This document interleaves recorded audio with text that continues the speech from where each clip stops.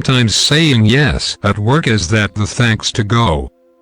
Yes there to a new project, yes to more responsibility, and yes there to promotion you've been eyeing. But other times, you would like to say no. No, you're too busy, no you're not interested, or no, you don't want to figure until all hours of the night. Of course, how you phrase your reply makes an enormous difference. No, that concept sucks, is sort of different from, no, I'd wish to take a special approach. With that in mind, here are 4 sorts of people you would like to mention no to at work, and diplomatic ways to try to do it. 1. To your boss. Your supervisor asks if you're ready to combat a touch more work, but the thing is, you can't. You're up to your ears in other projects, and you wish eating dinner before 9 p.m. at your apartment, not at your desk. It are often a touch intimidating to keep off when your boss asks you to try to do something. Skip the flat, no, or a clumsy, passive-aggressive, well, see I might, it's just you've assigned me such a lot at the past fortnight that I'm busy performing on everything else you asked. So I, don't think I can. Instead, try, thank you such a lot for thinking of me for this, but I used to be getting to spend in the week performing on name of other projects. This approach works for a few of reasons. First, it's flattering that your manager thought of you. After all, you would like to be top of mind when new, exciting projects come along. Second, if your boss knows this new task is more important, it invites him to mention, let's push those other projects to the back burner, and confirm you're on an equivalent page as far as priorities go. 2. To your coworker. Your coworker asks you to assist her with a pet project that you simply have little or no expertise or interest in. Now, if you've got time, you would possibly want to think about helping anyhow, because you'll strengthen your relationship together with your colleague and be seen as someone who's willing to dig in. But if you assail turning the chance down, just make certain to skip a fake excuse about how you'd help if only you weren't so swamped. If you say that, on the other hand, combat other new projects, she'll know you were uninterested and lead. Instead, try something closer to the important reason. It's like this, I appreciate you asking me, Julie. That seems like an exciting initiative.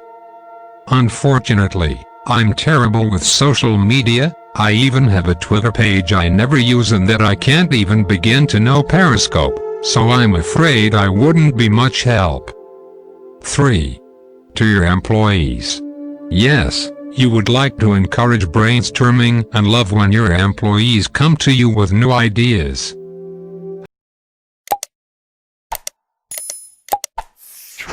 However, sometimes you have already got a transparent plan in mind, and what you'd adore is for your employees to execute and follow it. Of course, no, we'll be doing it my way, never put anyone within the running for Boss of the Year. Instead, you would like your message to be that while you appreciate employee input generally, this is often a project where it's really important everyone follow the plan exactly. Remember, you usually want to supply a why additionally to your no in order that it doesn't just sound like you're stubborn. Try this. Thanks for sharing those suggestions, George. For this particular project, we'd like to follow the directions exactly as they're outlined if we would like to satisfy our deadline. We've gotten approval on this plan, and any changes might send us back to the drafting board. As always, please let me know if something is unclear or if you've got any questions. 4. To a client. Okay, this one's particularly tricky. You don't want to return off as patronizing to someone who is, well, your patron.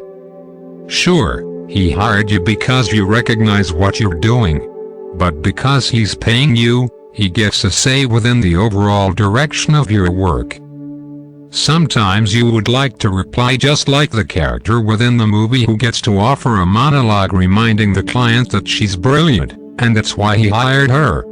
And therefore the neatest thing he can do is let her do her job. And within the movies, the client usually agrees and backs off. However, in real world, I discourage throwing all of your papers within the ear as you discuss your brilliance, because it doesn't usually end up an equivalent way.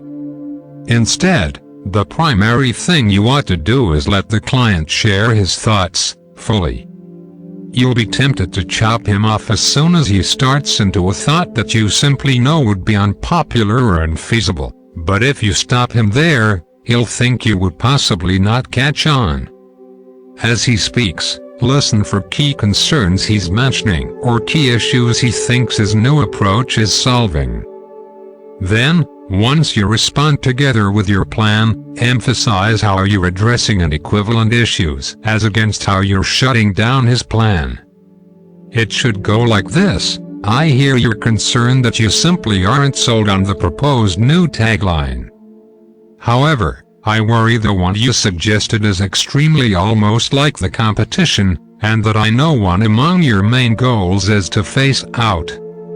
May I walk you through how we came to the present one and other contenders you'll want to consider? No one wants to be referred to as the one that always declines.